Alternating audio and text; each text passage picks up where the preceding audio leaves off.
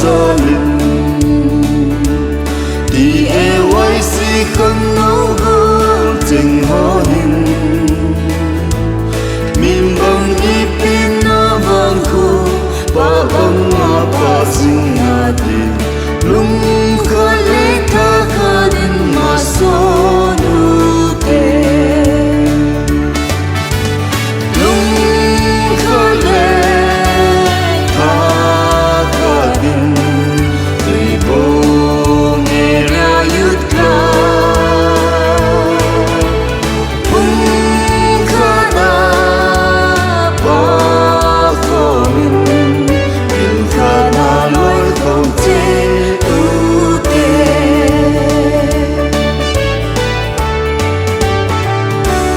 Chỉ kiếm đi bộ không nào tùy bông vang khô bên vùng trông chỉ cô nghĩ dòng leo hè sẽ ung thu huy ba bằng ta cây phung xuân mà đầu tê tô tiếng xa hay bằng tan và dinh ngư tê lung khơi lệ ta khả đình tùy bố nghe ra yut ka hung khả da ba khổ min pil khả da lối không te u te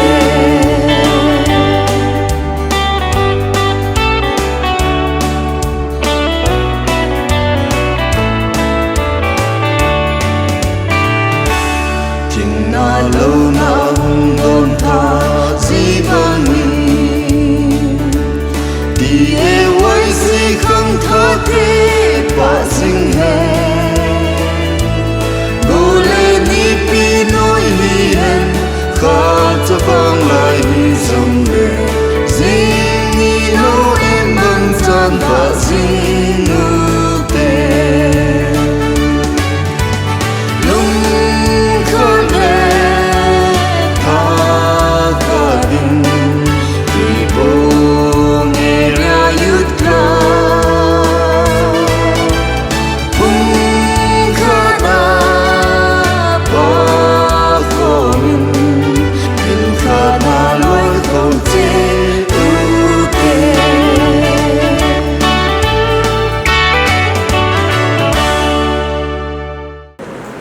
Di paumin tu letua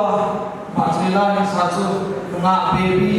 DAYC executive member zon he. Ahong bung di ko zon hung nalai tin. Ama sa pen tunia nalai na hung tal song mu lepat ne ko na himin sele student lo den na ko sele hin fulama government service ni lo de government job in mutha pajang ne ho zo se sele lai na hung tal song ho zo se bon sa mi ke le ko mu nga ting boy pi tha gen le executive ho zo se tha gen welcome kan bo ni Good morning. On behalf of everyone present here, I would like to welcome our esteemed guests and thank you for joining us. We would like to have a short introduction of our guests today. We have chief guests Dr. K.H. Sanya Madika, Medical Superintendent, Chirchampur District Hospital, Functional President Sri Paul Bolhan Mate, Principal GRS,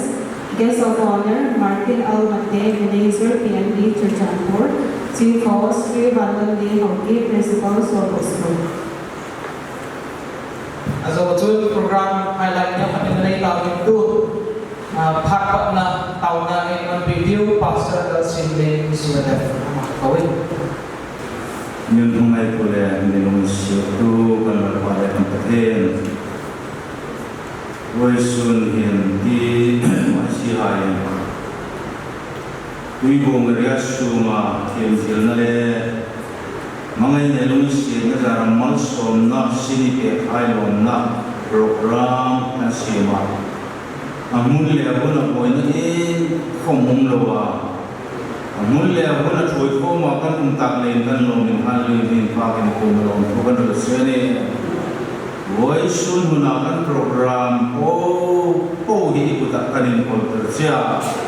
hotel le sungde misuk sa kay kule boy kay nalaka nang man misan sopak program hito ting takakan mang tinga kan sumay mga nasuklang din sa ilong tulad kumisan ng tulad by Sukista min kanyang sene amen Paumin ko natanan sa halawin TAYC and team program sa National General States masakinahin isang TAYC and team sama sa TUHG ay nalang kayo din pagawin like no meron na akong din hindi bisa asumahin executive TAYC executive members also say na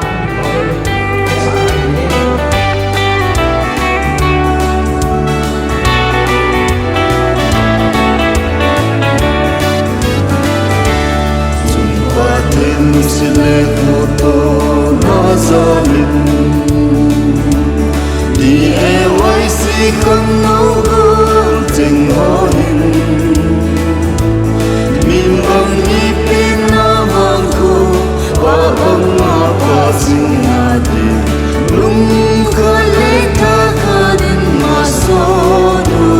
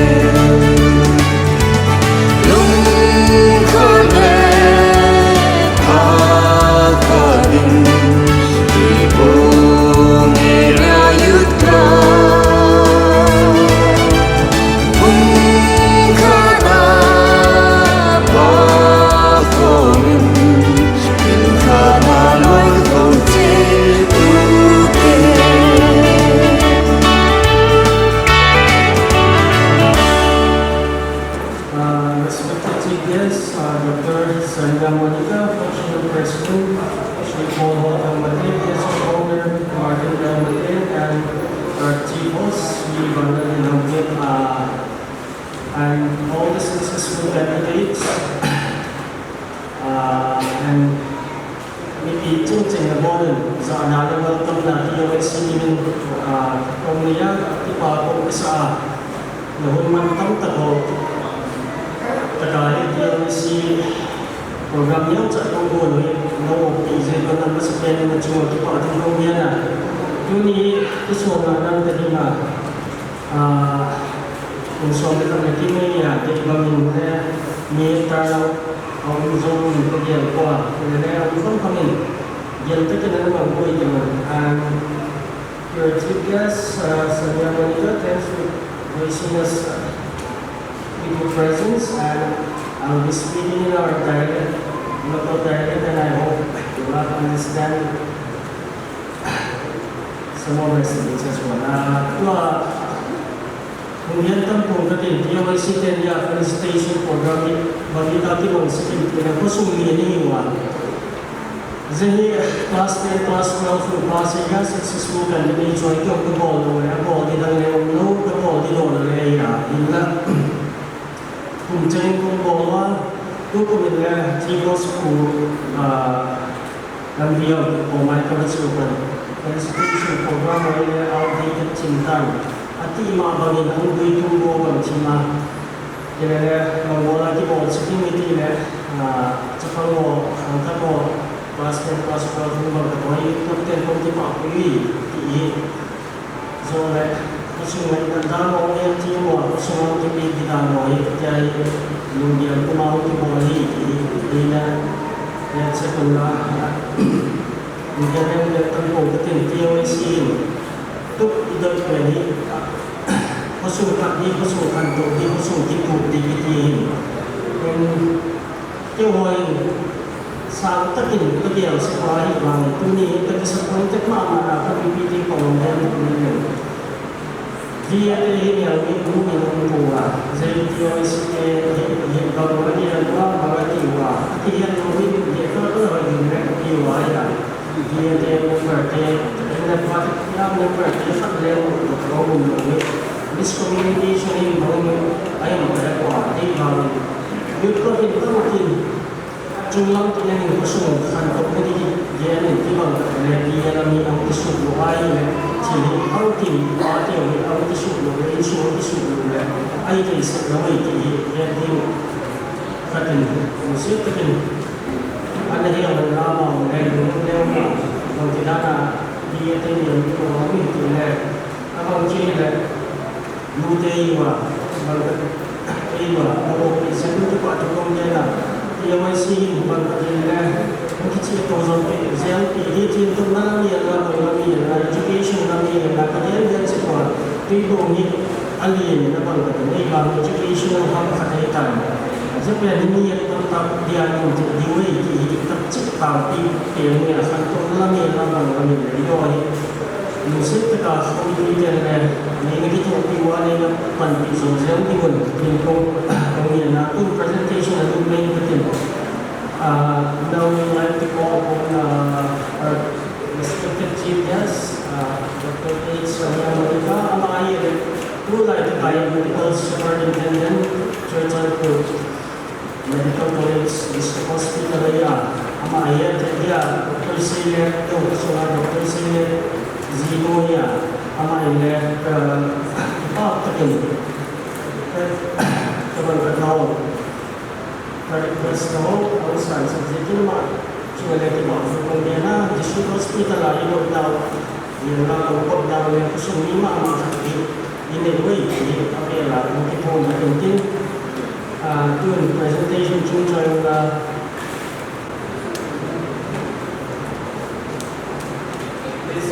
please accept this as a token of love and appreciation.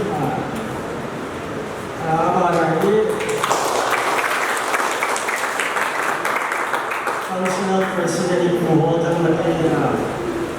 Amahi Genesis Nurse School ko ang dia kita ang tingin ko sa education is career coaching kan class 10 vocational yang tawa ama ada di pak sekolah ini ama ada khusus lain ama katanya atau walaya yang komis kalau yang kemudian pengirian itu dalam pengirian sedikit tidak ada yang tempat itu ngajian lain dia fokus mulai khusus ini khusus ada hal seperti ini kalau dia rumah tu bawa presentation of representative Parliament.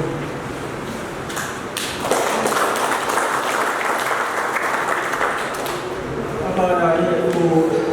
Sri Martinel Mandela Mahi Manager Consumption Director Chan Kurang Pemaya Mahi Bagian Jadi Mohon Sebuah Cepat Tunaya Mahi Kesungai Naya TOSC Naya itu izin kerja ini ada yang izin waktu ada waktu dia lah mana masuk pakai lah berhenti lah mau lah tu sama sekali dikimanya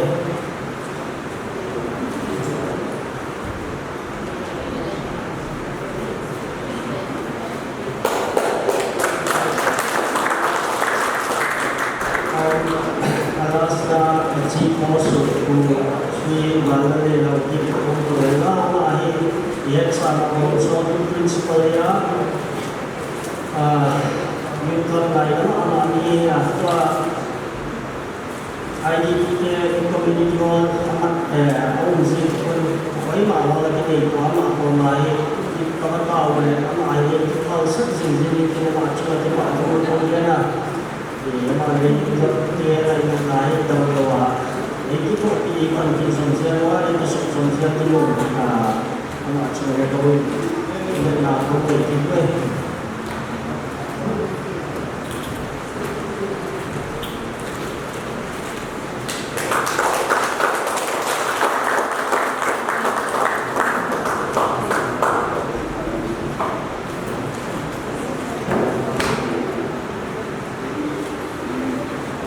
punya blessing prayer ini sambil pastor yang chairman DCLF ko wala maala ko proses semua dapat din din ko tahu tu melakukan pun na ko proses semua ko ni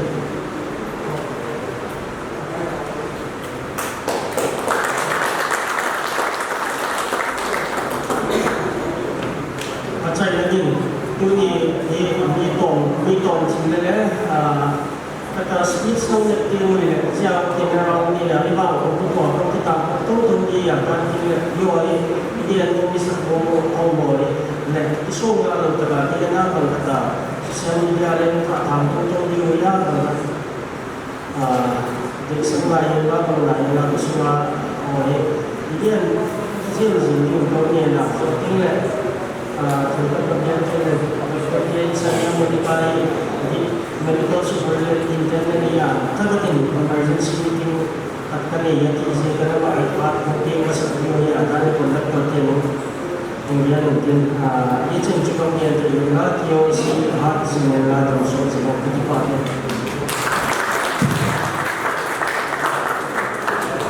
May I now invite our chair guest, Dr. Sanya Mangika, Medical Superintendent, Chirchampur District Hospital, to deliver her speech. Zinkapa Nabon ba? I'll take the excuse of today's that I have to speak in English. So maybe next time when I have another opportunity, then I'm sure that I'll speak in our APAL. So you have to excuse me today.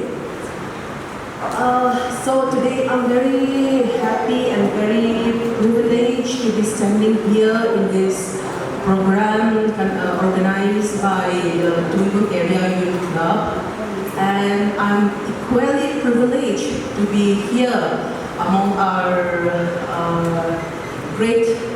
educationists of our district. We have our very great educator out here, and then our bank managers, and all the parents, teachers, who are the backbone in shaping the future of our students, of our children. As we organize this program today, I first of all want to congratulate each and every one of the students who have made this, who have succeeded, and then who have come out with flying colors.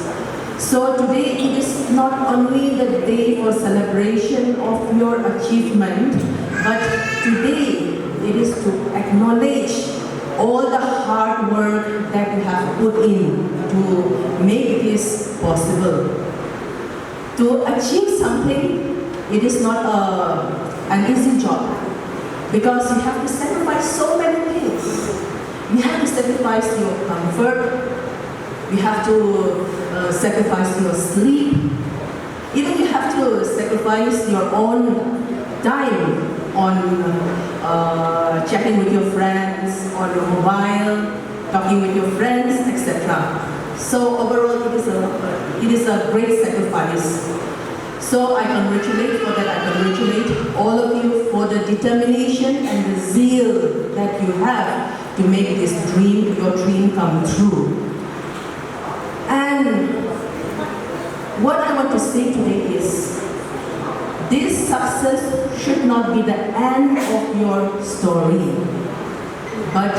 you should continue to strive more harder, work harder, more harder and harder, so that you can be ready for more greater achievement for your tomorrow. And I would also like to request to all the students here that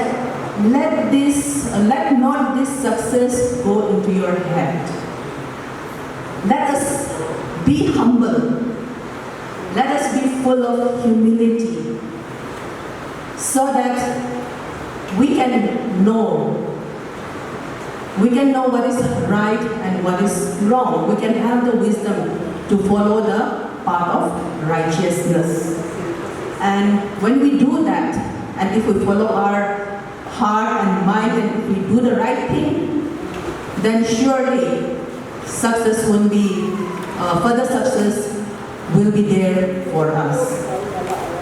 And then I would like to congratulate all the teachers who have been striving very hard, who have been working very hard to nurture these young souls, who are the futures, who are the pillars of our society. So I would also like to congratulate them. And again, I would also like to congratulate all the parents and guardians who have also been sacrificed so many things, especially their comfort, to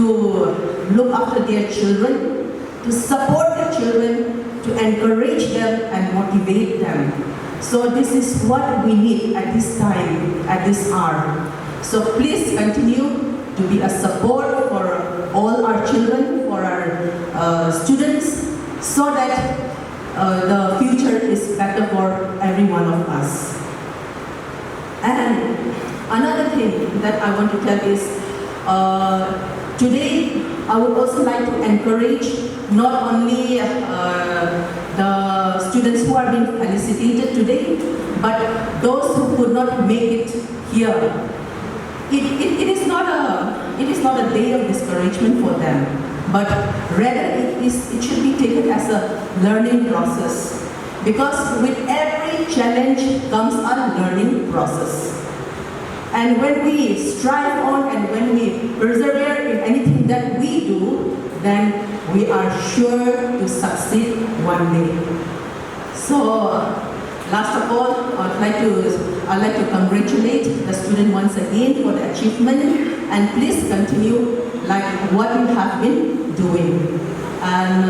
thank you, and I wish everyone a very joyful and a wonderful felicitation day today. Thank you. And before I leave the dais, I would like to request our executive members of the TAYC to please come on the stage and then receive a token of appreciation from my side. Yeah, please. It's a small gift from my side to the club. Hope that they will continue to encourage and motivate all the students this way.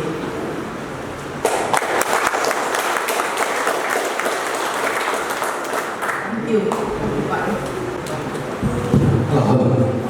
Kami itu speech analyze mo hitin VA Village Authority ng ako na hitin ang mga ilang say ulit tuibong area women welfare association. Masam tabang hak boy in sa ipaw ko tinto tambay ng hanggang tuibong areas tabang program healing mesti na bologin nute mo sa ending civil mo sa tulingin extinctive ho kamu sa pin tabang program kusuma kibonan dia boleh dia tak sipin zikra ko tuna tentang sipin kiparumin ipasumi dia william ahin na dalam kasa haju ga sizing patin ulihin kopi sung tabang ling sunga ni sakit ko di kagayan bangsi kung kasabin sateo zuklaten kita bang kopi sunga ipati sunga ba satele kasing mo adinga kita bang itil ko na ay le lo pina pa kusena program manwa nuriya pate hon kita support orang kita poin tunin ni mo sa ya ini za sa tu ka sa ini laung ka sa ini yechun tunin ni zaung ka sidya mo ini jule isilay mun ne principal pu balan lehin kasama ng kahilpin sulit kita bang school law pilita ko suna aman ang hilaya ibuan sa program kan tezi unzong school leba ko balan din sa matukan sayin sulit punya nute ho isang kan ang sa unzong nute sa matukan sayin hin kopi sumahin umsile class 10 ahilole 12 tiwagi pasik na lopi na ina na isipin ang kao kita bang suklapon program ini tehon sa mga kipapirin malampas ang kita bang namin isa na kasawanan mo zingdiwa sa mga namin sila kopi sumahin sekna umsi akin mo sa atin sekna rin tata muzong umsing kaya kanila kupaon na sayin tripong kusunghi zilna na mazong susan kuradi ngani sinmo umlaw takman agitayo Piham coaching center sa Maumin Library sa Kinayugin sa Panteon nasa taapan nila uwan ayes mo sa hindi taasang na kinayin dunya pas ilo class din ng craft ng sulit service in mutao ilo so ni dunya ni akipat na agi malampasan asmalan semua nila kopi sunagi IPS IS sila officer tata sa mutu siya do dehi sila na mawazala ni kopi dong ikopi sumulong joy hoya ay lo le yan hoy ta hindi na nitisu di ko na samsaya ipatu kan sena sansitan te ki pa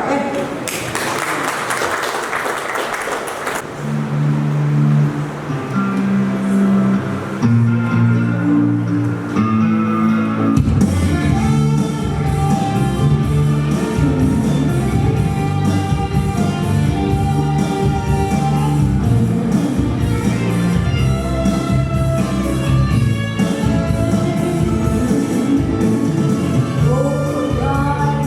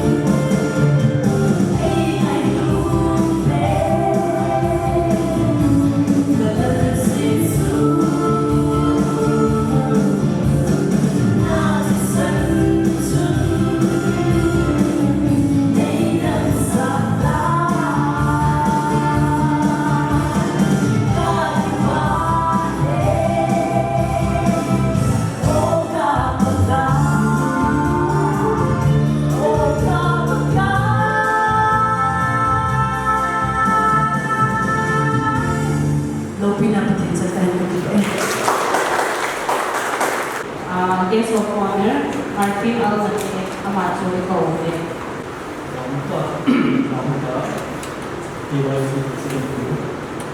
Secretary untuk USC member dan principal Genesis principal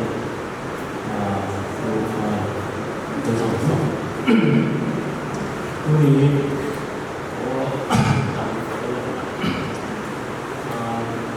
kita tinggalnya opportunity kalau university yang kita tinggalnya Biarut tampi kan yang ada. Simple pega katanya kita student dia. We are very proud of you. We are not proud of you because of your rank, not because of your result, not because of what people say about your result. No, it is a result success is behind a story behind the story you take it na pag nao zang so pipi na to nao na give up huno license pa mo na jigon ng tampi yung din ila give up wa na pang punto dunia success mo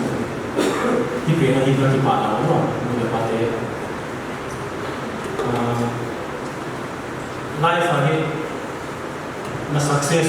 na failure dunia na result wa kidepend ho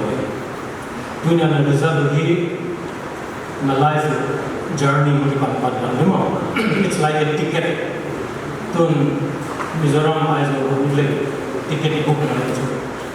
the class 10 12 na pass ho a ticket pa a journey dipandi class 10, 12, teacher teachers are teaching you what to learn. They give you a syllabus, they give you a curriculum, they have the pedagogy, how you must be done, a strategy, everything is guided upon. Once you have a ticket,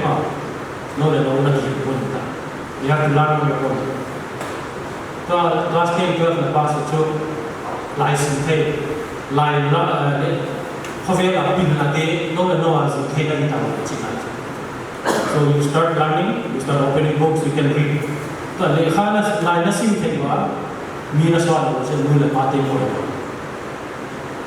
no put on time.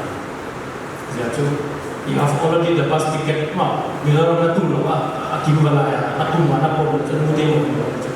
Bus ticket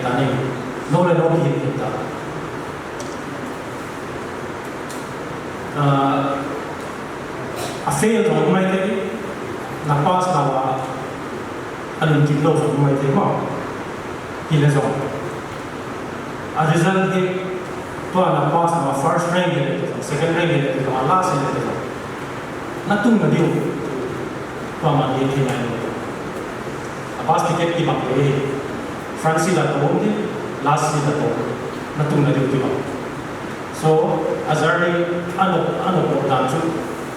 after na to, titin mo to, may tiwag ko niya, sinima na naman ito dyan. Diba ito sinima na po to. Na successful na life ni naswala, no po na kinamay. Ito, namamas tiyo, college ba, namutin, hindi ko himay tiyo. Namamas tiyo, college ba, ito himay tiyo. But at the end of the day, it all depends on you. Ahuzya, no, depend on his life. Lutong second day of the move, I cannot dream big. At to some head of the age, you know it. He's on last 12 part fair day. Meaning struggle, personal struggle, family struggle, society as well, church as well. It all depends on you. But third division only people might feel that what will they become. But suddenly, third division will pass in the side one day. No, like that one job. You got one job, you know. What the one, nothing like that. I mean, similar. Nih cacat, kuda kini, kibang, bensin kibang. first division division, second division division, third division division. You can do one very small. As a chico, Hovela India context, a village context, district level, Manipur, international context. A success in a Hovela transformation change, value added, value addition to the proper disease. There are many cases failure. Apple, Facebook, all the big company, Microsoft, drop out in the founder. The dream, the vision, the result of what it depends on you. But a result is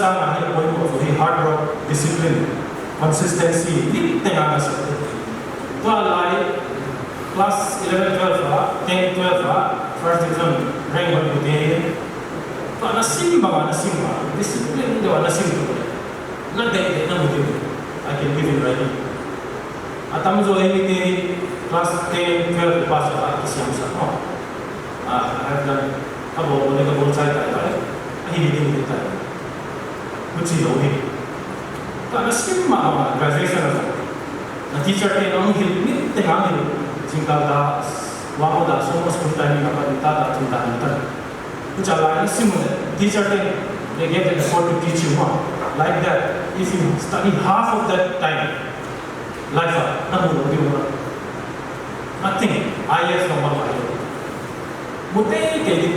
Asim genuinely with discipline, consistency, Asian in the Nasim, with hard work with it. Appointment to the health problem. So he Tamzo Lamka Simento, Ega Simento only, Apola Poton, who the party of Jam Tamzo, near the Neholo, Inholo, on the Lotte party. Whatever may be the case, eat well, sleep well, drink well.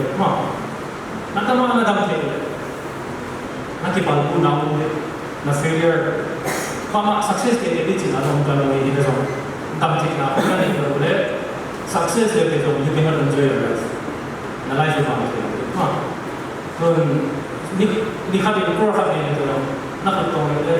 na sun na ki kidney failure, liver problem zero you cannot enjoy your success, the fruit of your success ma ko injin failure ki chain in life nang pa to dio hi in the one also for example kita lihat dia Kerala, Mumbai, Delhi, Bangalore, Hyderabad, Kolkata tengah lagi posting tadi we have to be behind us very smart because a party they have not done their part today. I'm not blaming anybody. Have they done their part, we would be studying here, we would be working here.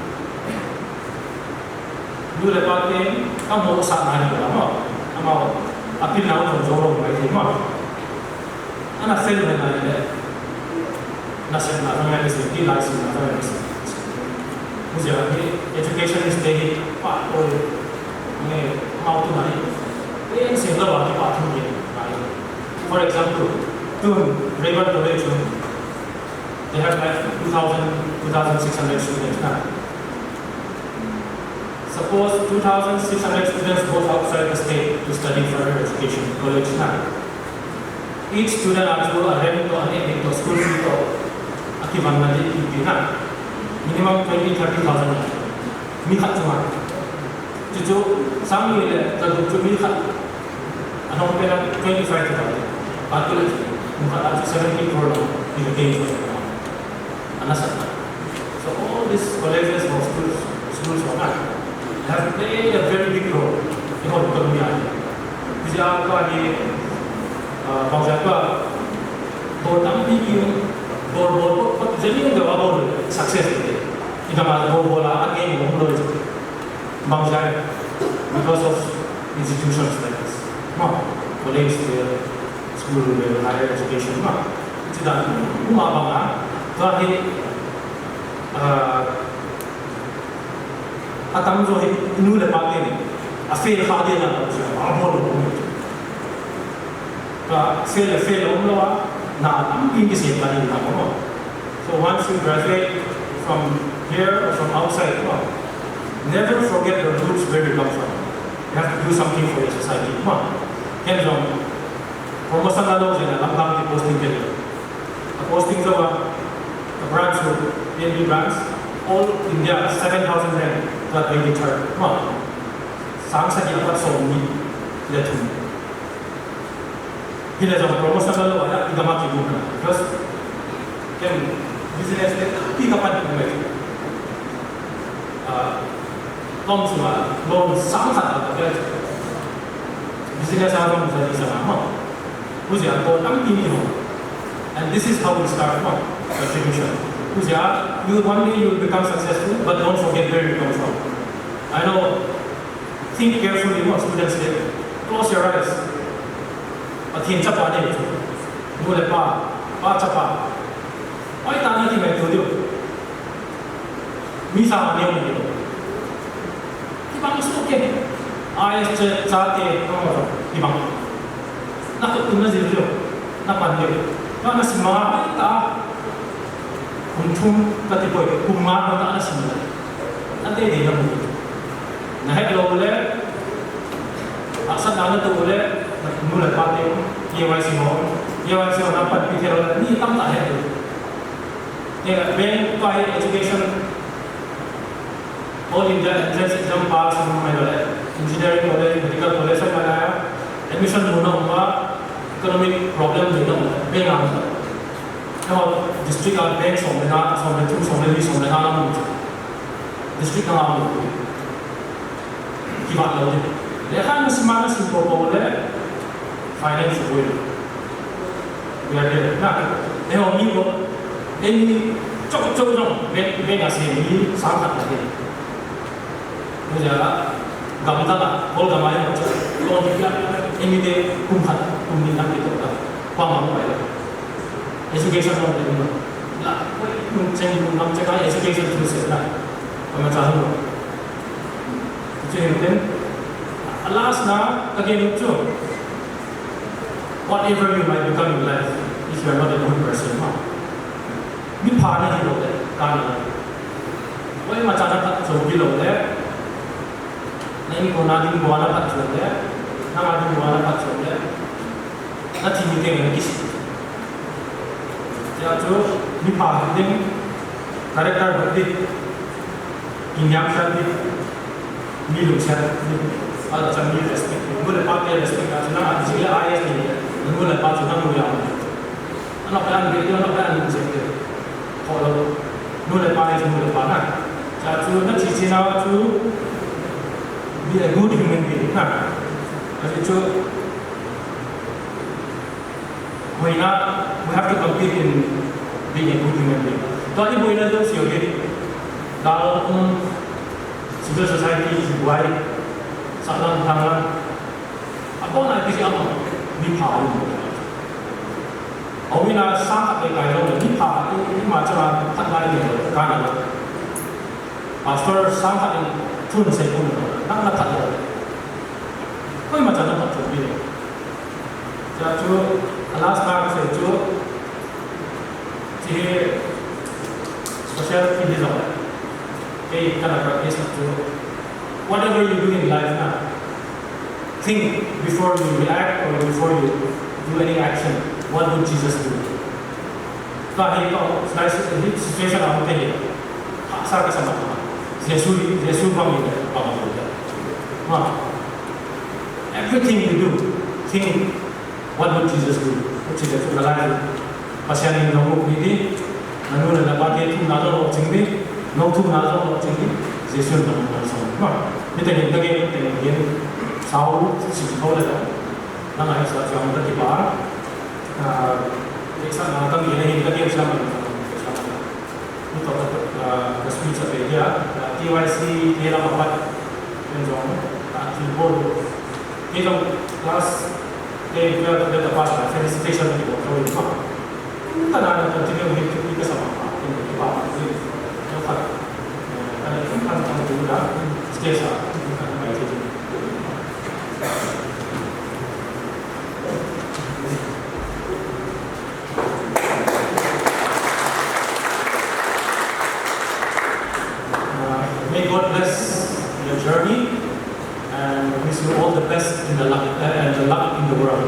Thank you and God bless.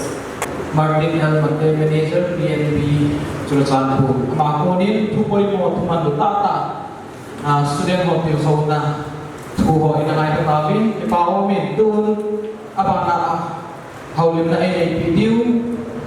Functional President, Sweet Paul Hogan Mate, Principal CLS, Amapata Tumandu.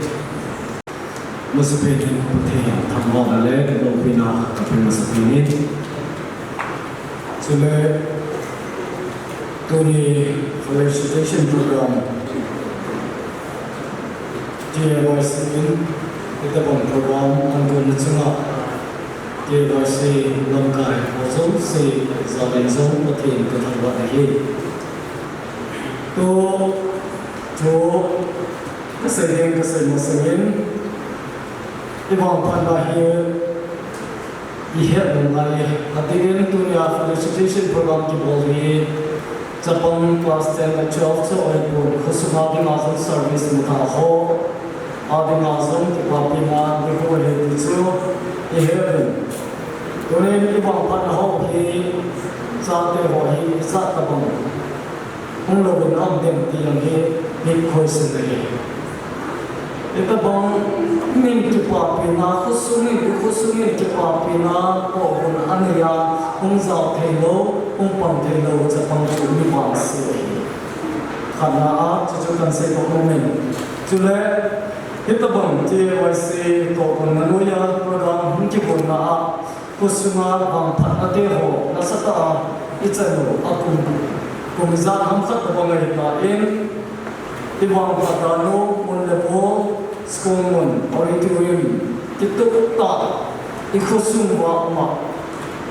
jata ikhusum wa di la hitabam jan bolo pita ne na ho ko pandalin zalin zam ti ma phadate ho ikum to tin ama chama chan ti wa the se ne chies no him just of honor him ke zam chara chi ho se him pakamirin kazala ne so Tuni acara di aktif na dia masih langkai hoin. Ikhusun ba school kat ini naman ba ino henate ho ba. Tipapina unsil henate ho zong. Ang nay chuncur ba tuni program ni ho ahi henate ho ni ba tenzong most welcome ahi di kasima kami tunya mola India itu ikut ketemu akhir. Selom poni teman kanin asal itu hitin konsep ini ada naute hosul si. In poni kecil ho he dengan lagi cimban le. Otenin masuk video itu kesenungi. Akan nantinya nang ding bawa lekhan simlo ni naute ho nang ding bawa lekhan simlo ding in sum ding bawa lekha simlo ding tulaya lekha simna ho phat ichanam khatin laga hai lekha simdan hi ei man service ki ma government service sam na to mun ham ki bu phana le ti bawa lekha sim tone I really challenge young generation ho Nang din mo buwala ka sa lobi. Kasi isu kasi ang tiyan tunin inam sumyaw te. Inam sumye galaw te. Pona na kumala ka sa diwi na te ka challenge na din pili. Ipiyang pona na tunin society inam sumyaw te. Vanu injam, Manipur injam, North East injam, India injam, hoy na hile. Ikiya hile narco terrorist technique bolo chu vano kumpi ko kili chate ko kizo chate chu narco terrorist in lusin hui hon ngai ka chu tu lai de khasimo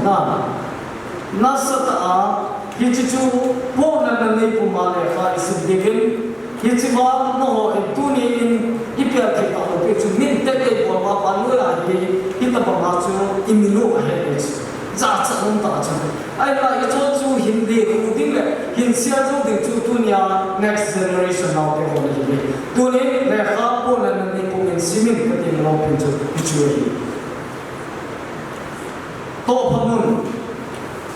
India civil service alam along state ayan EP jong to phamun le ta tu ni cha na nya cha in lu man wa dunya hi je min ni tek no ba ko na sa guitar to se bi hi le te hi naw te hon isu ni lo ki he je chun le khan sin he po na ne pu ma sin de nam ding cho hi lovin nan sung ding cho hi lovin amasanga yeso yanza na sai ta in mi a di ma pachung ding a he naw te hon le kha sin de rin ka de se na he abana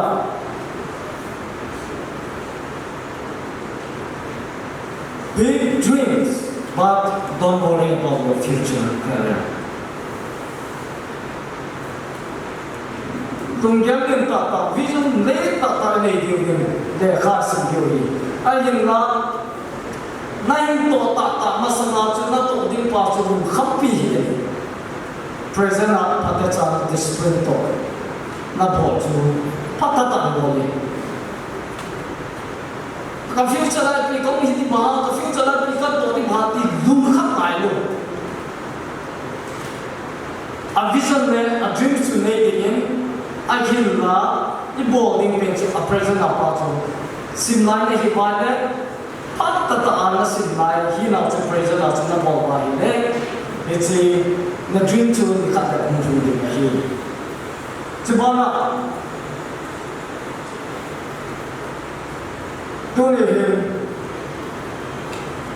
the society hall now they hall ya tin ile now hi ya de na le now na de hi 2008 Tuibo Kusuma Youth Day ake pangin community hall 1999 na Tuibo ha pangin chen ni kapona mo jata le tangai lon Tuibo ni Sidung Jun 2008 na hin Youth Day san na yi mong ni nào tiêu hồn này bảo vệ luôn.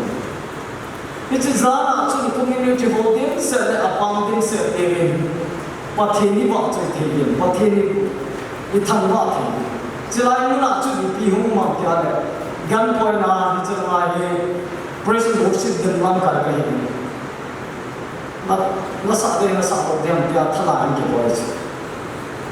Mình bây giờ sẽ bằng thiết tạo ta na thay lại cái bộ ấy. Các xây nông bên chỗ chỉ vào con nào chỗ khu sung ngay lúc này thả tại cái bề chỗ cái phá đá tiệm vài sự tiền giống cái felicitation program một in mong biến tiệm cần là sao vậy chúng ta để tiệm vài sự cái một phụ nữ đứng dưới khu sung à cái mình khát về cái thắt khát và in sát đầu in tâm bị ở đâu vậy khu sung à apa dalting ase elo le khusumi abuya ye thu kam se no ti khusumi hu ti aba le thu or se ti ti ho jo se hi ano ne khusumi ane ke mai lo ai hin ka ponat pen chu tui bo ke sala senior ho hin kuwa hi na sata challenge ka le chu au te ho tu na ne tu Tui bong khosuna 99 na thamu desa ke sanga senior ho chunga he ke ma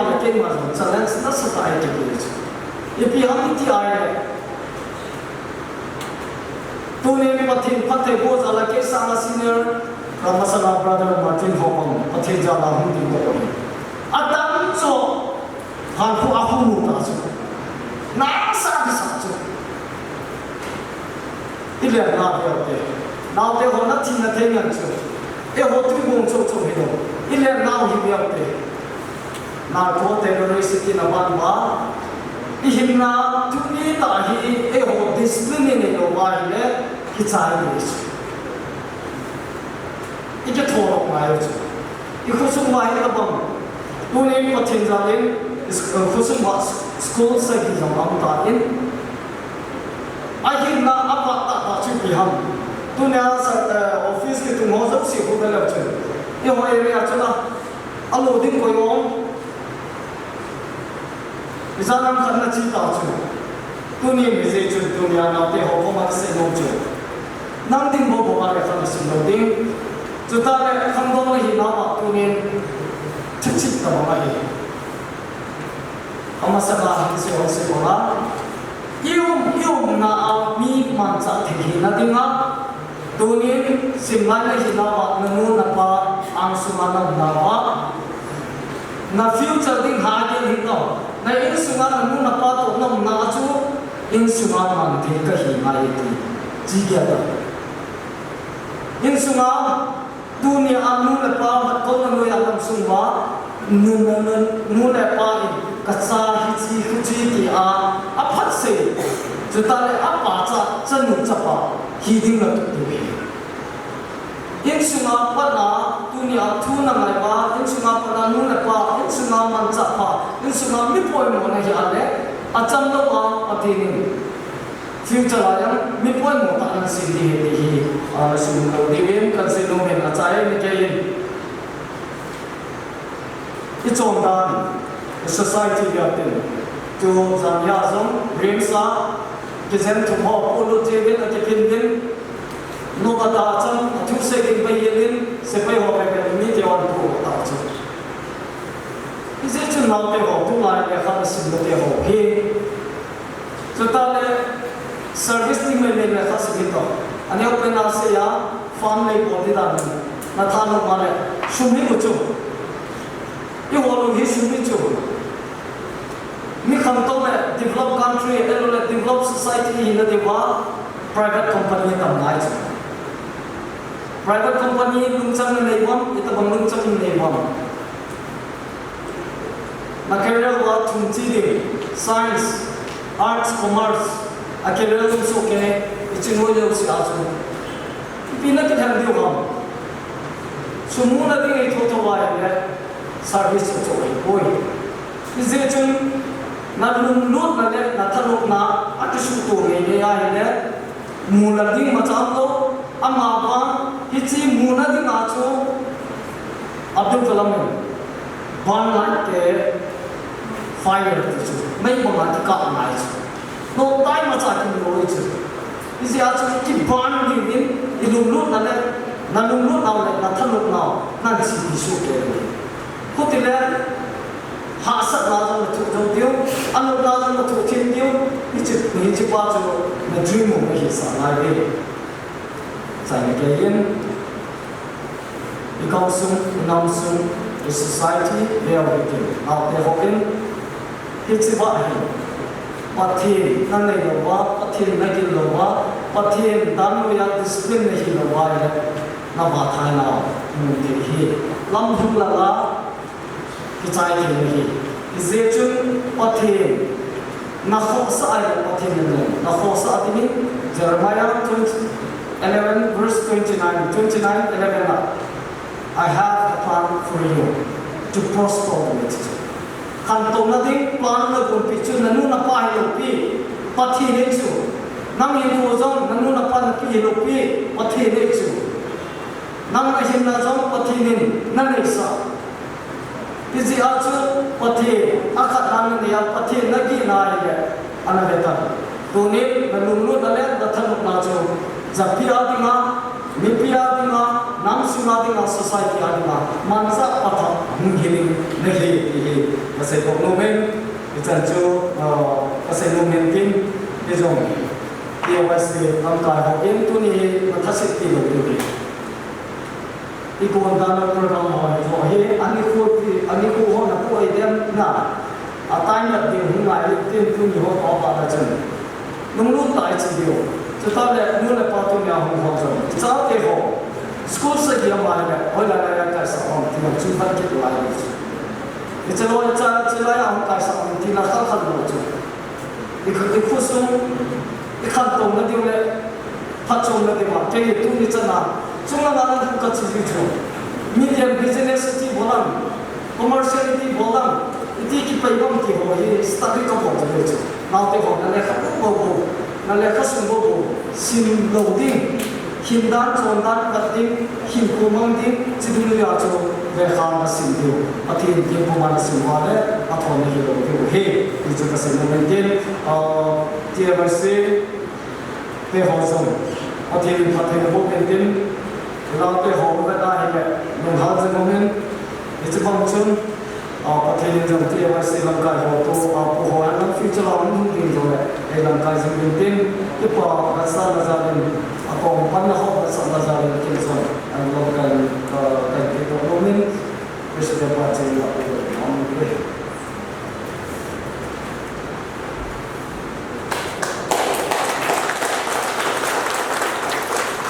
Tun abana ningin special number nunga pinili ko din.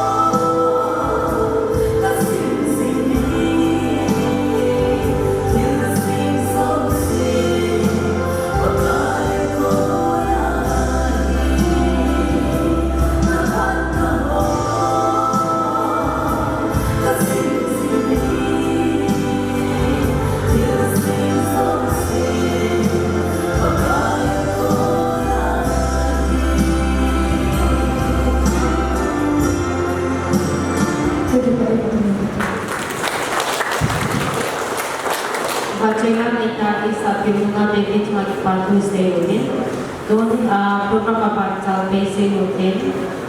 Dua Pradega Pindian speaks, chief boss, Sri Vandan Hockey principal, Stokes Mojo, the whole day. Tazin formally address on Bodaling Nandati. Masan Mat Bai View, Papatin, Ambana, and Masan He Jong Punkat, Nahi Program, Takane, Telo, Ahin, Amasalana to say that it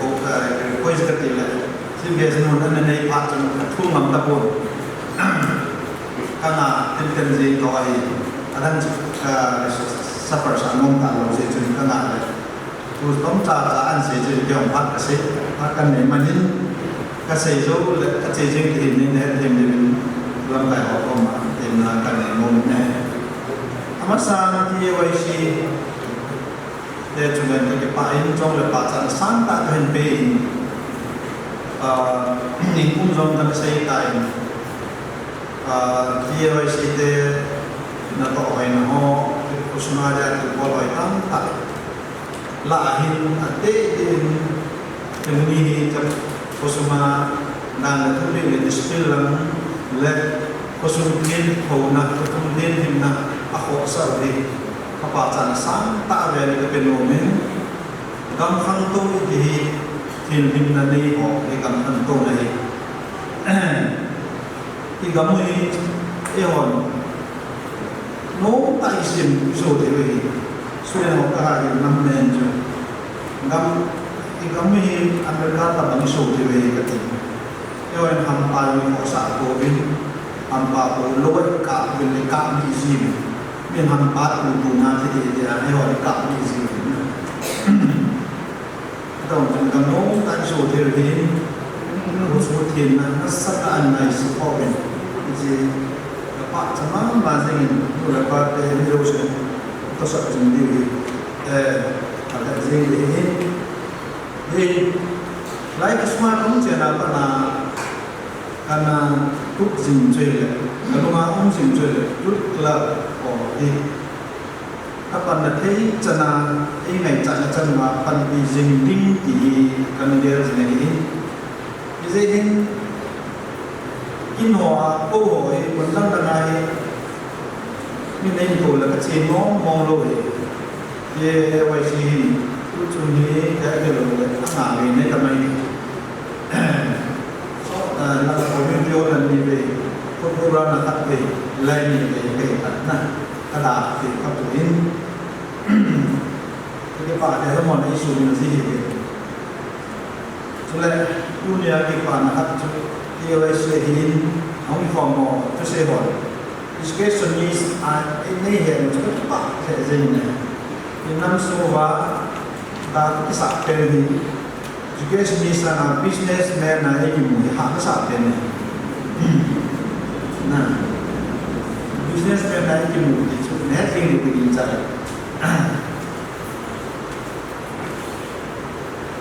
ai bi le mi tam le pe long tu ri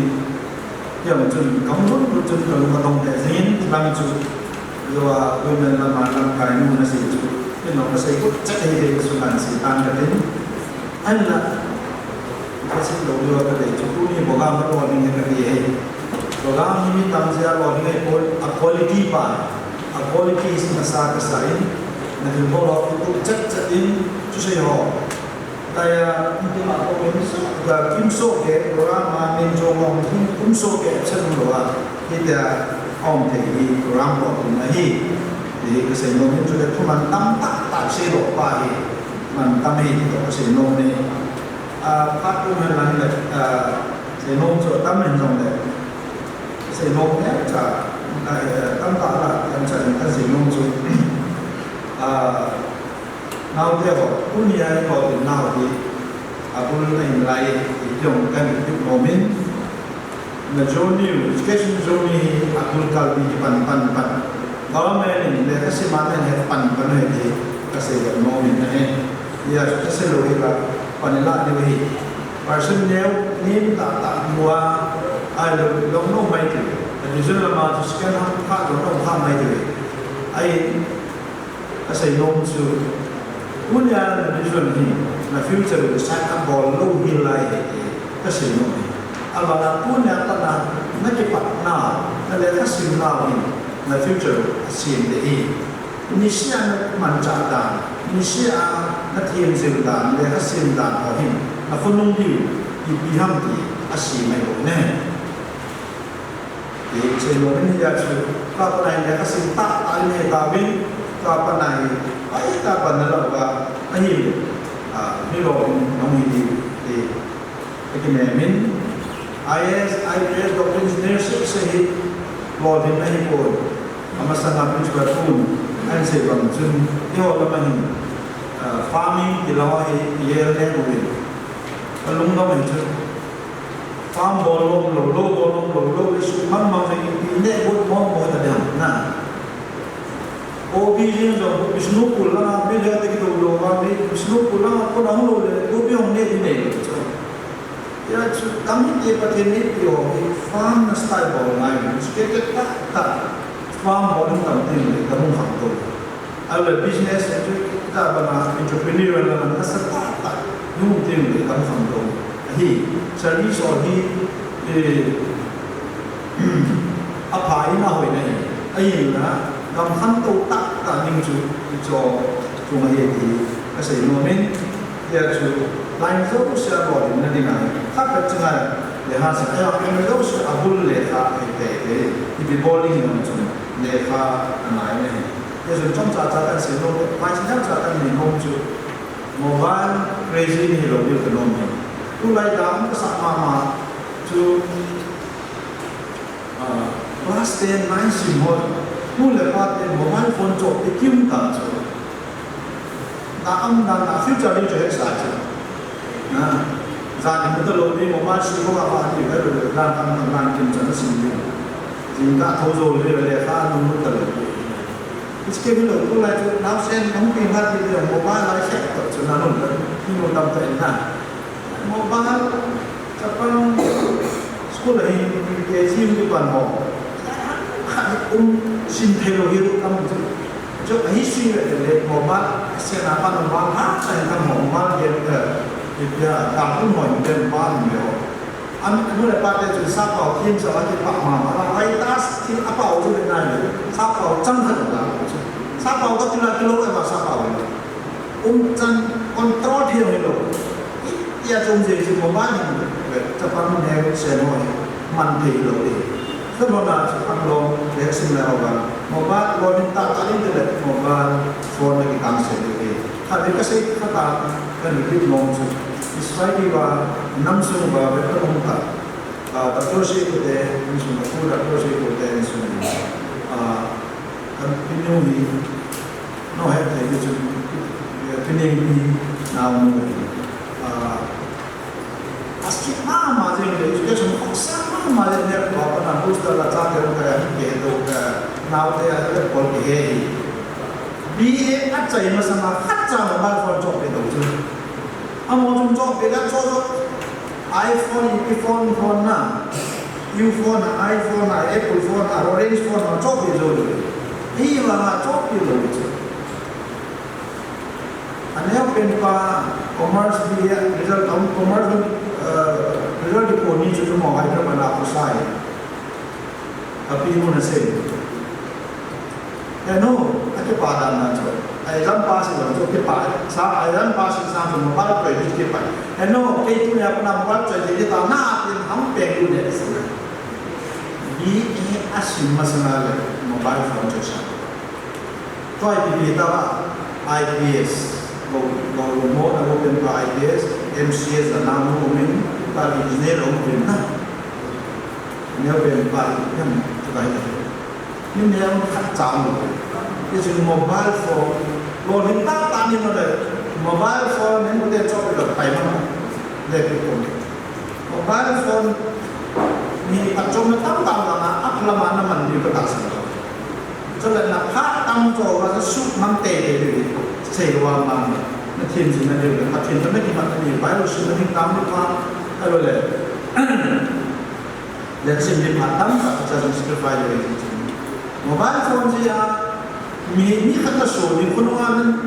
mi lo ni khat ni ata ni le koi man sing na loi ya na sing ne mobile phone join na de chin ta sa le ni mi lo ni khat ni ni na ma un to ni ni ju he ni ani na ilbong sim lai ti pa mo electric home te ana pan lo ni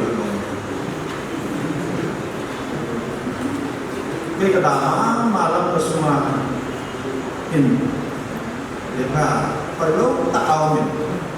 một lên cho cùng cái tệ mình nghe tệ thì họ cũng làm để sinh lai hơn mà cùng tệ cái lên cho cùng tệ là tạo cùng tệ thì sẽ nó gì chứ thì năm điều không này bên thì có số một con này có số minan za ko chu ta bang huang le kha thêm tam na ko te chu min za official tam na te ko chu min za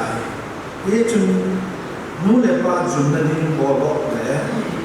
i ko sum zum na ning bo to tham do nu hi lo te di ka ti ko mo za le na ho rai na tu mu na hi na vision ba hi lam ka suni lo ni no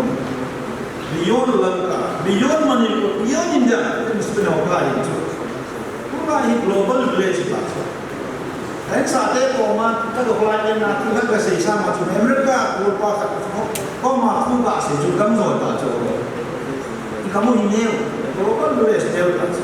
ya tu ti ko sum lam ka sum i focus lo ni ani ko so na India so ba ma ni se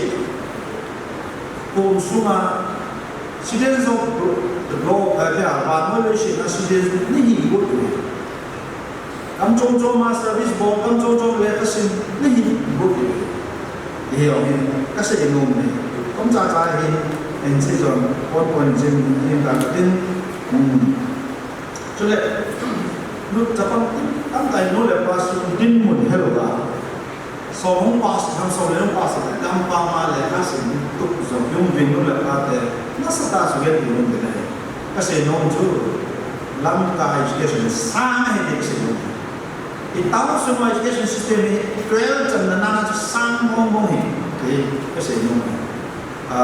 kahit na tato tayo bilis ng kaumin jo explain nung buong pat lupay dito ito lam ka sa education ni neto but sa amin neto kung celestial service board kung tete lahat lang kami kalau kung may maya CCL combined result there such person na boarding to me so nila na so nila good 45 46 lang kami nasa hello like kami chairman na tayo so school la pasa may missing ya tu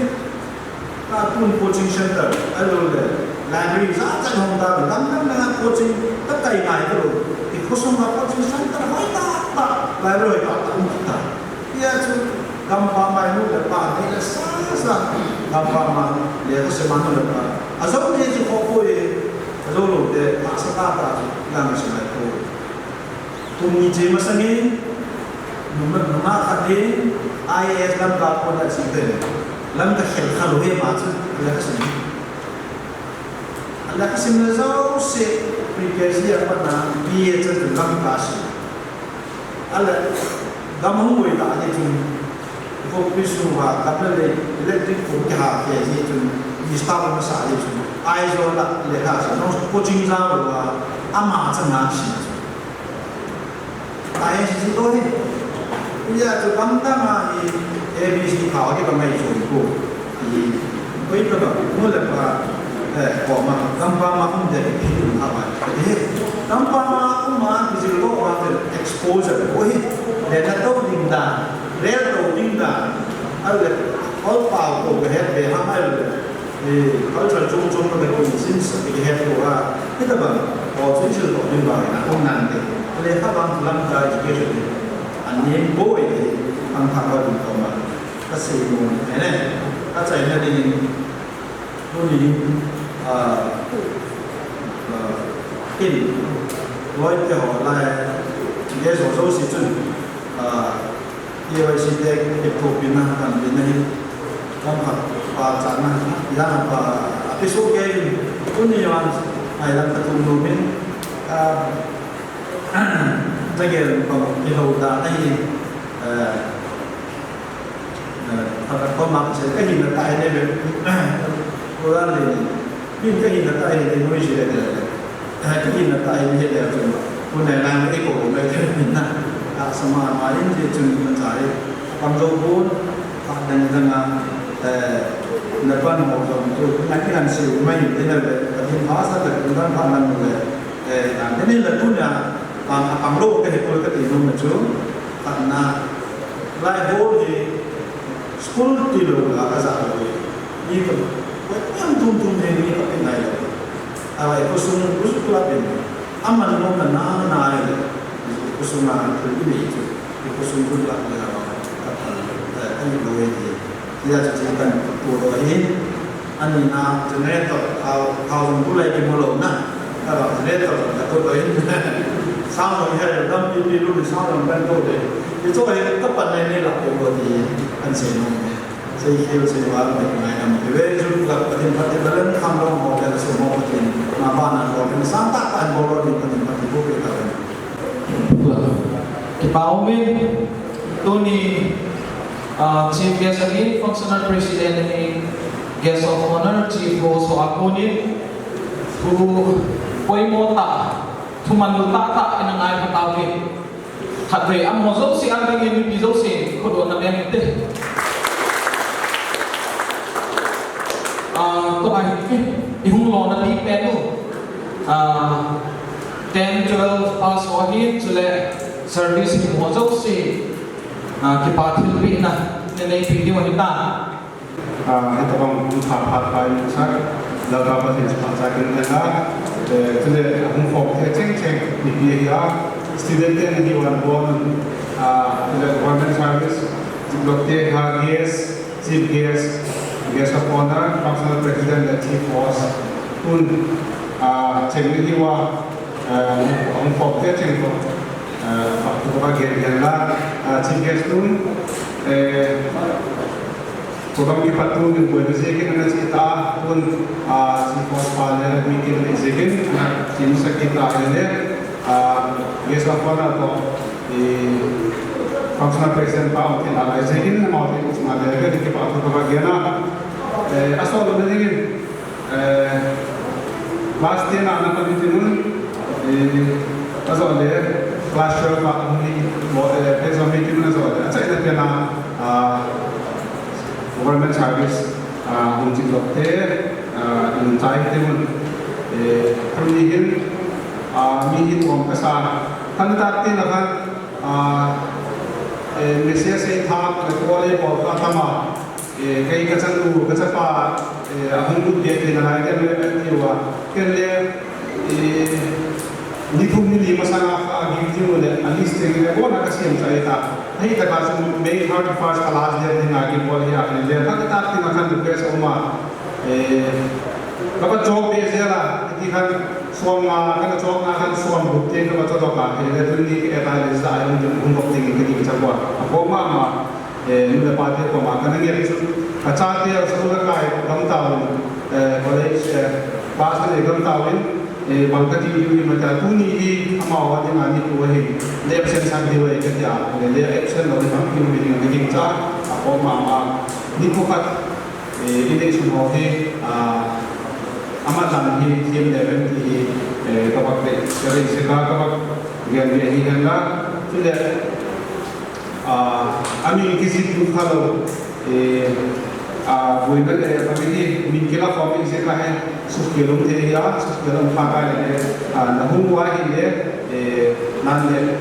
nami du kisim ko kha ko le ang sa kita hi le so ha lo le nam la ko kami ti na kumin pastel de kipa mane ki ko sa dingin ya sa ko na pa ni second la aman class 10 de he ko sa tingin ko request na panin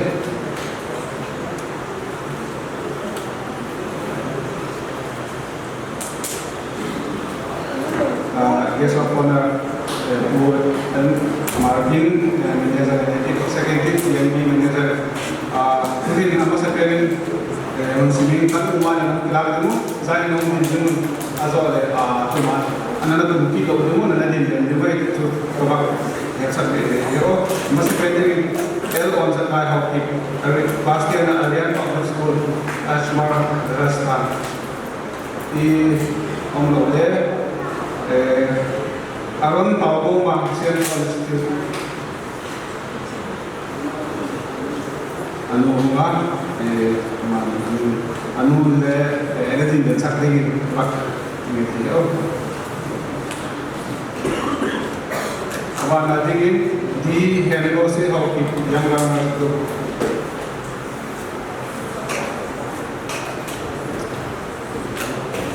abana hangle ha yana nasu hangle ha lo ma abana hangin sang so so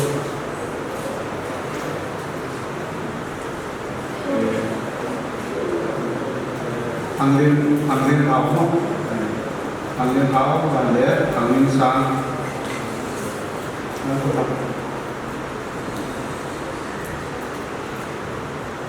hangin sang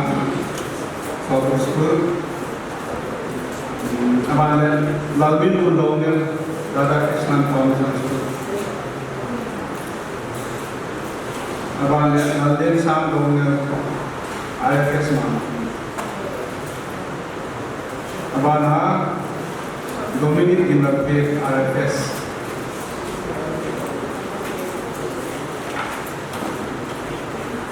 abana Sara Mamzalum Reva High School Sara Mamzalum Loma abane Nime Chan Hockey Reva Losta Academy abane Francis Namitun Hao Hockey Yang abane Hongo Hao Jack Hockey Losta abane Lalien Kim Hockey Losta abana Christy Zinley Team Seminary High School हम लोग है दमदीदी डी सिंगसोन Seminary High School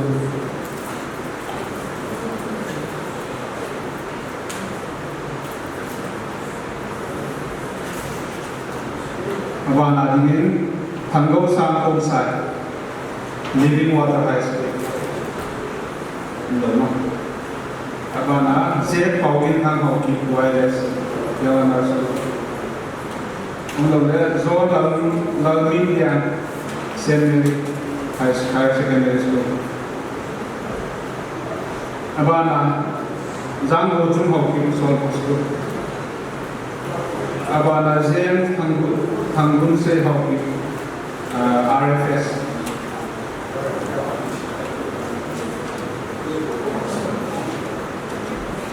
abana digin Ngamgogin Chongloi School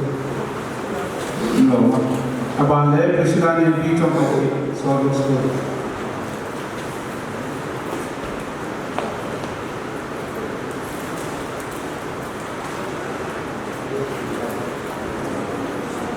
abana Lek Sanglen Arthur Hockey Wireless Yang School no Alban Lalmin Sang West Academy हम लोग लेकिन हेसा Yang School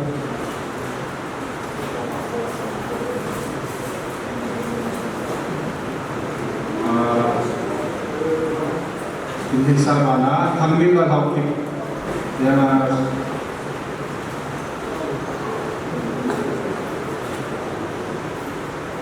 abana Mami Thangkong Sai Losta abana Mangau Zone Solbuk School Muhammad King Solbuk School abana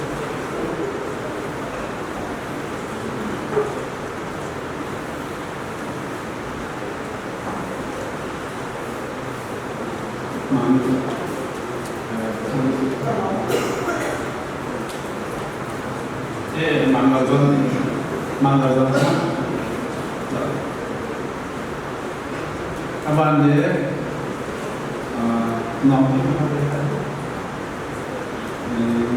Mumbai ni Popsat Jinai Thiam Solo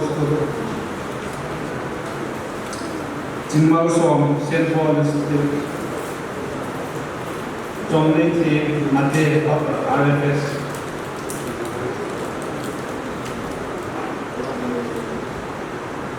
Abana at least Ningun Thiam Simpson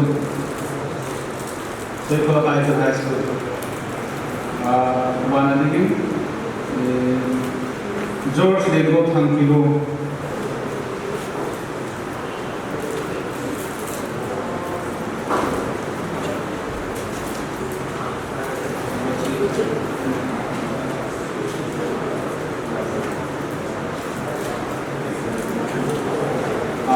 Tentu pastian akan saya pastian aku mengambil game kalau kakak ada saya tahu gitu Bongin isu aku ada tim sih di tempat aku kelas sih di tempat sakit dan kau deh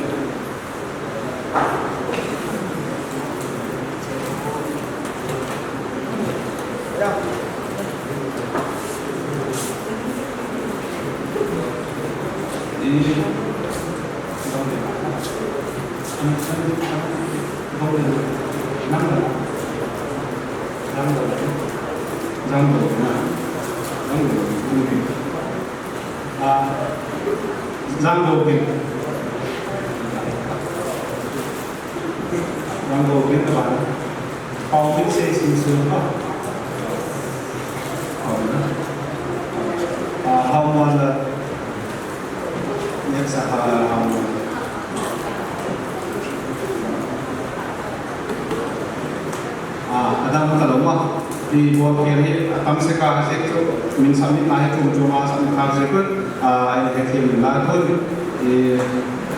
gesokon dari pasar itu yang Martin Mathias ini second lah apa naik pas apa dingin national president pan nanti besok jadi besok Master Pahile Water Mumpakale dan Golaka. Isulah adalah sakit dulu tempat presiden. Akan na orang tuan hoki SBOA Public School buat biasa. Hampir saat lebar dari sekolah.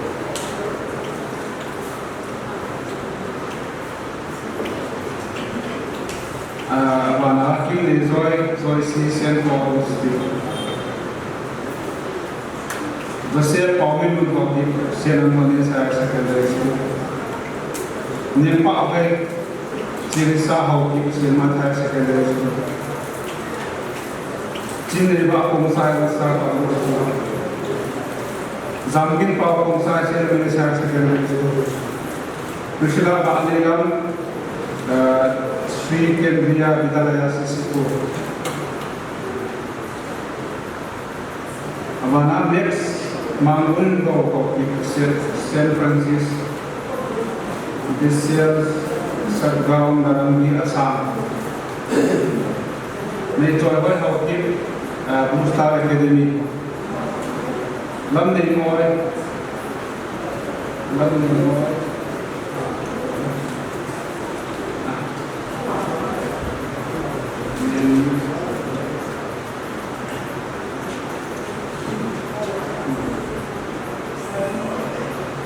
Alex Thambil Hockey Pangmai Higher Secondary School. Daniel Munboksa Mati St. Antonius Higher Secondary School. Niangai Joy Hockey JND Sisipur.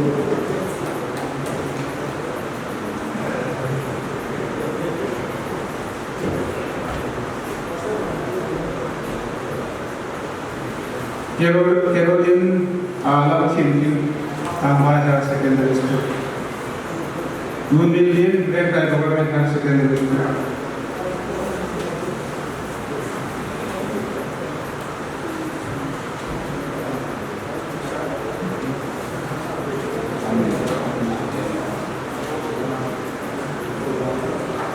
Abana ting thammau som sen Paul's Institute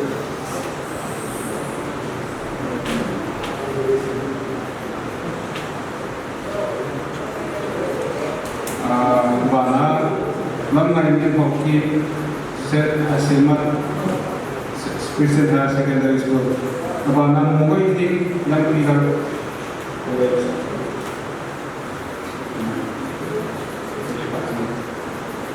Abana daina ba ne boy hoki konfer ke diye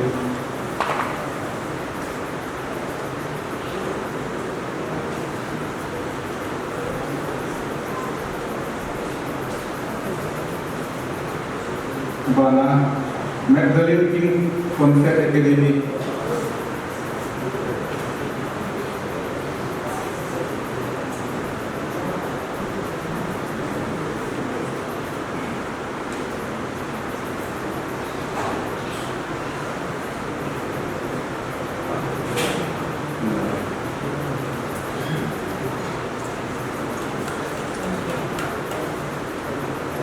Abana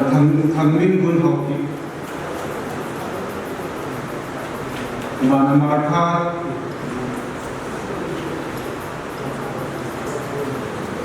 Abana Digin Martha Timhai Tin Hoki Confer Academy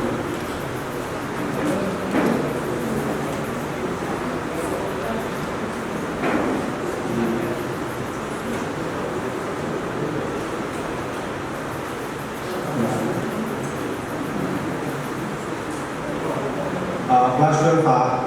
sa Panglondo Hong Kong no mo no ne Isang true classroom pa di television observation pa ina din pa sa kanila na abana din service mo de tools sa narin ne pa ito azode je kita cai lesson pe ai lesson nama din ya service mo dia kale edin den sab kale gen la ke segala saksun ko ba gen chu kuchu ma ke ne ko da bai gen se ki ko bos ko dia se ki akinga se kira ko da ke se ki nu dia tam ki kom pe kana bang age ba ta ti wa de e thu bi lo ai ajek chu community hall IDPS ti am de solve school de asutim ki ma ke je abela e do mo kan wa he again ti again sa le na he team ki ma ko de de la jun apa na di government service nu 2026 25 June apa 26 June dina service mo en sungai he ko le ada musa abela mule kita hele ma khani ma ki pa ti sa hi je kan tu kuni ke sam kan wa tu kuma he athak mo am khanai lo ko mo son je cha hele akili bo khanai lo hi mo ka sa me ki chu ko ka sa mo sa ya la ama sa pe ni ma ko tin chon ma he SI CRP he ama ahi ama se nama unta tamu ahi ama se nama unta ani nagi namza pa junior associate union de male thangni cha kan apostol ni mona zon pana ama unta thekwa anu la sakin de atu na ding thangogin SI CRP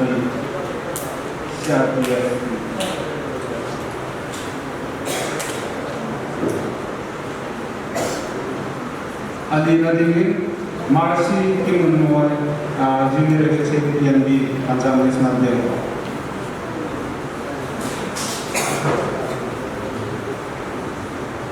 Angana dingin Zamfla Hoki Office Superintendent CBDT SSC amale model amana chimana aulu koma invitation ka pia ele amte lo din bansi kunun terminal hoki Indian Army me jo wala อันนี้เป็นapa tadiเป็นจนาฮีที่ปากพิการว่านักที่ฟังได้ฟังภาษาอังกฤษลิเดียตั้งแต่มาจูเลียเป็นเชฟ SBI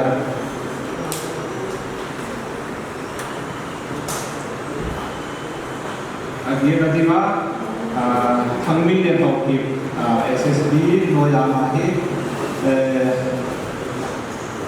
ดีโซเลยดีบอมเดียนลิงก์เดนทัดนี้อีกเวทายที่จุดอินเดียนาเนี่ยลิงก์เดนนั้นดีไงที่จุดบักที่แล้วคุณจันจูเสนามินามาเลยก็คุณฟังเสียงเพรสเซนต์ฟังเลยจุดนั้นมีเรื่องรู้สึกที่ตื่นคุณยาที่ผมหมายถึง percentage ที่สิ่งที่เราเนี่ยมีตั้งโลกะ percentage ที่ก็มาร์กสิ่งที่งามตรงนี้มามีบางเดือนจุดEYC เดือนจุดผมว่า percentage สักกี่เดือนเลยakibat alot input ka ani pena patalin pena na akibat ni dak kata ki bola ya so le itu dipend coba bikin tile government service tang dia ai point itu ya government service dia le ko ma dinga ama ho ni ne put le dia kondimu dia da 12 nang pass ma mai government service ai lo tin an ni te de mo tin na ama ho ni kondimu dia government service dia le ni mo ga ani au pena patalin pena Indian Army apata pastel level apata UPSC na department ki banga ko na ki bolya ama he ni din ki ko de to he ki khat chale ki boloi ki to de la pa ka sa ki ro tun presentation to chan chai tin azo le ke ka hun chan ki chai ke ka kun de lesson pair pan hun la ga tin jema sang chan chun punya gesa hun ka hun pan sa te ni hostel president gesa on the day on the live mau te ni yang untuk ki handa lesson pair ne ke ni sa din pa ni di ki ka de photo ke ka ke te district request ka ba ko ni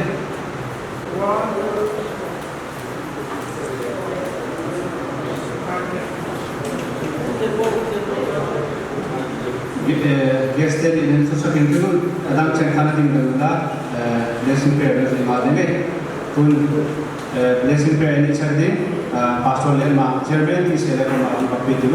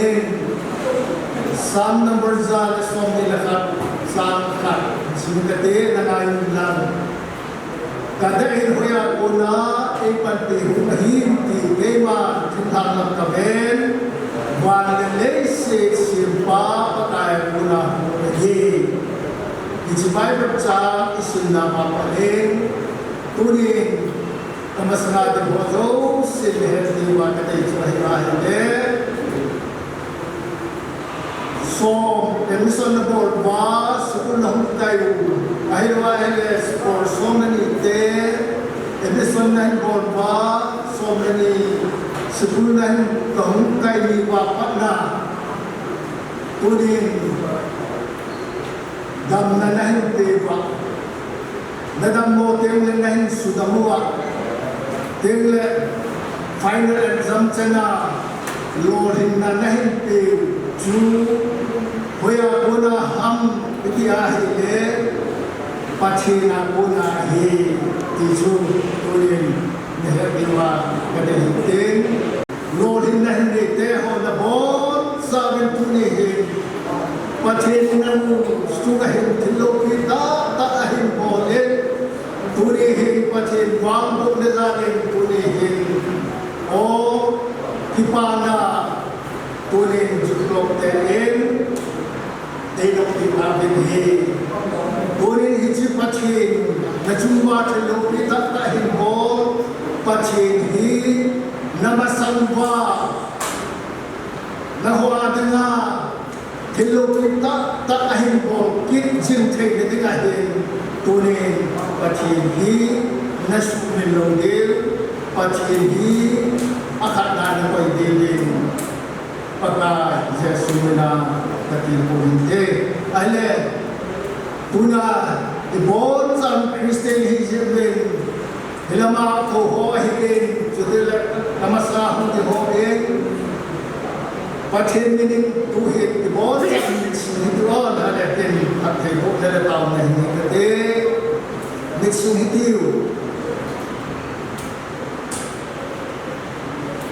van lele asuma tilzo siyong nawahin simpale asuma tilchen Senchunga tuli pa hingko te hodo senchunga tuli pa papa tenchun dunia lamzo soma lorin na nahin pinabahin tuni hichi patenchun namasambahin tunihin o nato niulan nato pele patenchun nato piuhan lang nadintel nadinpiu hellang nachetil nachepiu hellang naum nazau siva pathenin naum piu hellang tunin hichi pathen chu nachuma thelo pita ta nabor pita pe hichi pathen chu tunin naho nasumilo pa pathen akanna na koyumba It's sana hoy dolo pelo pathin pathin ho ra lai de hoy se he ho pathin tuni na su pathe ma he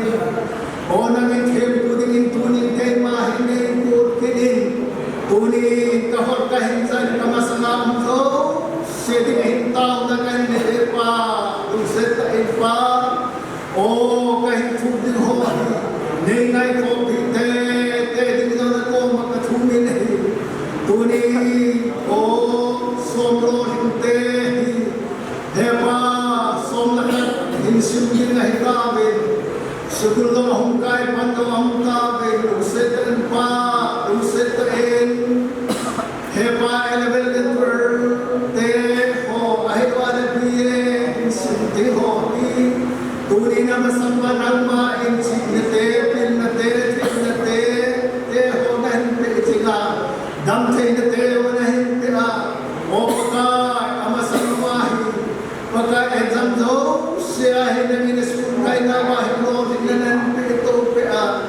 nikhal pa o ama ho chuna hi ibam na to sa din ho chu he pa na min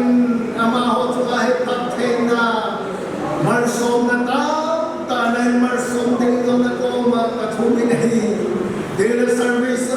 in hola himka ham hola pa nain phak thei na hin ko a service te hin ji do te ho do se jam paka lung se te the service ko na muna nagin ho na umpia pa dan na pe a he pa ama ho service ho do to na mai promotion te nagin alve vela ta nan do sa ta lai na ko ka chumi nahi turin pa kamasna hum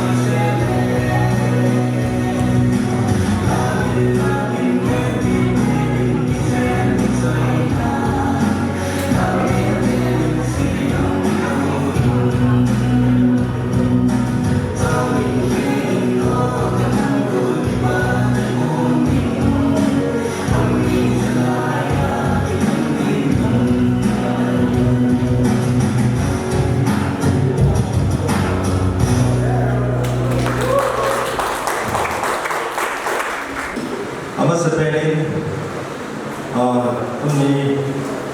ดังนั้นเป็นนาภาพาไปโมเทวไลสุภมเทวไลก็เลยผมเทเราที่ประเทศพัฒน์ในที่มาสเปนประเทศทางวัดในที่มาสเปนเลย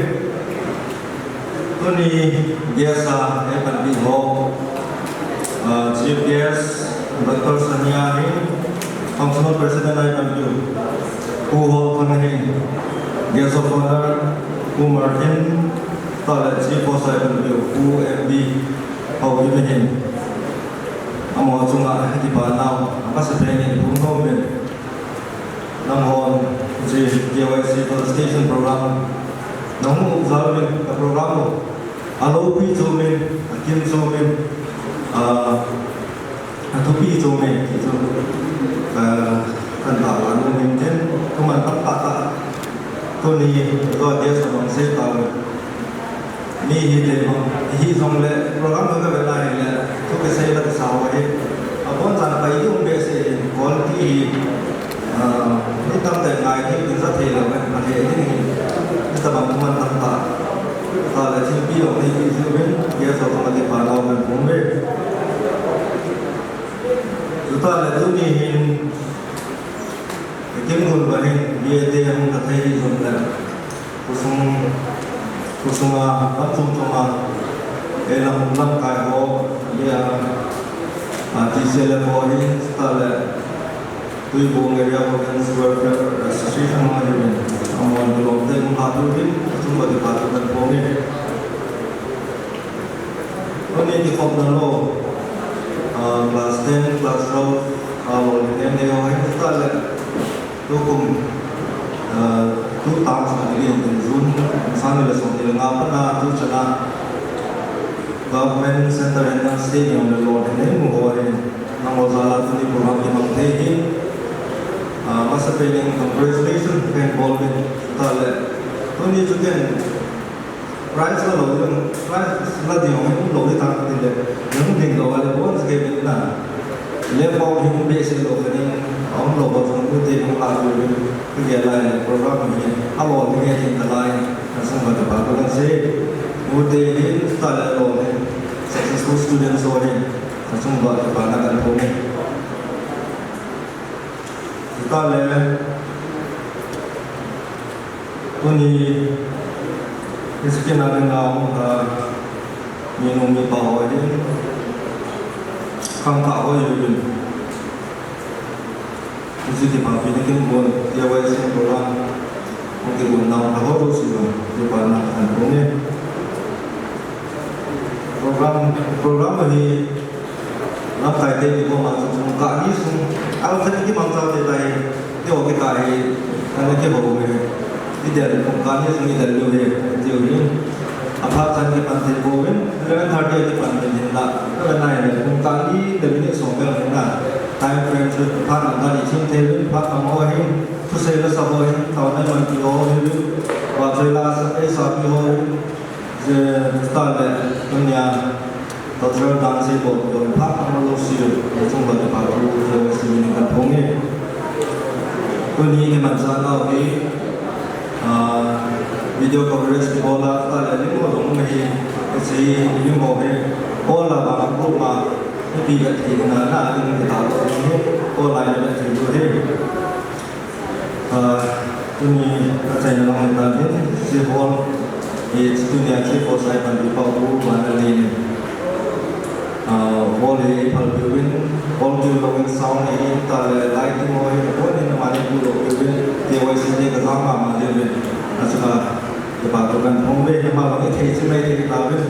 yang oleh DYC langsung tak amai kita lulus ini orang tidak jadi macam dipatukan ansi program yang pun kita cenderung melodi fire station maybe di amai semula pai kalau tentang tahu ini sejarah langsung cuma paling dah orang soal yang kita akal ini executive macam bilang kau ini dia executive department orang kan education department orang ini Angkai buat sahaja mesti program boleh tengah kan mengurusi cuma asal yang department sih program yang dicari kan ini kan boleh nga ko ka para mo chan cái chạy nó rồi này nó mới nhau cái chỉ có tin trả ưu tiên thì chung thì thành một cái trong trái nó đều là rồi president của nó sẽ mà ngày năm tin thì bốn giờ chung cái bài thì chung chạy này là cái sinh tiết cái Closing prayer này video nu làm này trong president Tui Bung Area Women Welfare Association. Mai ko na ko na akamao hingzing ko ay ko hingzing pati na pati na gidang ta ka chan to ni Tui Bung yut klang mo ay pakai na pati bu na kusunga chan bo chan ay dia class 10 mo hintin 12 mo hintin jole kunung chan gi kusunga dia na pati bu na chan service mo zo se ki pa pinale pai chan sim na Kim ko mo pati abula pat achain na san naman ane ko ko zadin na ko maki pa ko se na min na ko ni tu ni ke pa na mi pakai abul hinalai ni so tingin pati tu ni ro hin na hin chan a hi dia acha te na de mo zo se akunung chan ke ba ni nga pakai tui bung ko sung se hi ba pakai in sung ko sung beng sung gam sung nan sung na de nga pakai na do bi bung do the din le ro hin na mu thek tu hi ding na ni amala bi ko ma pe ke din le nga ka ta wa ni tu ni kin bo na phan chang mo zo se na poi moi na mo za da ro hin ta chai the ale ko ro za na min ka tan ba ni mai na ma sung na man ma poi na a hi de in yu la mo zo se tong ko mo zo se ba the ki lung to na le ki ngai do na hi pa kai tong zom pe a ko sung beng sung mo zo se sim phat wa kom sing the ni cho la ki mi zong le pa kai na ma tam the na pin nang ki lung to na pe bi na lung khat kha na pa kai mi mo mu the ni le ko sung a dinga ve don the a hi the na mo mi pa kai po do zin pe the din pa the na ma khat ne ko ni ni na ka ta wa ni nei ku boi na mo zo se za la na min thang ba mai na ma pan bi ngai cha ka ta na lung se na pa the bo ni ha chung pa kai ni je so mi na ka ta wa ni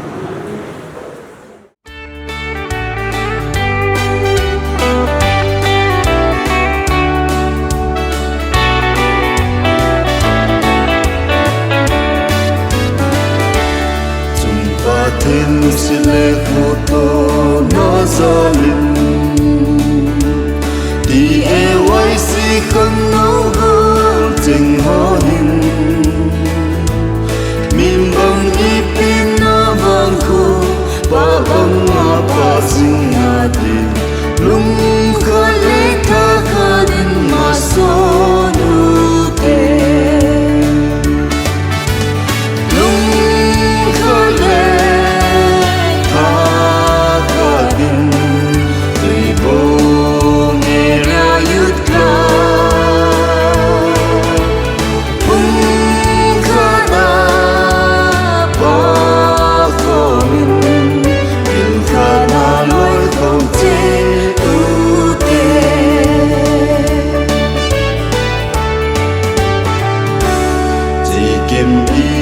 nào tùy bông vang khô à bên vùng trốn chi à cô nhi dòng leo hè sẽ lung thu huy ba bằng ra cây phung xuân mà nâu tê tô thiên xa hay bằng tràn và dinh ngư tê lung khá lê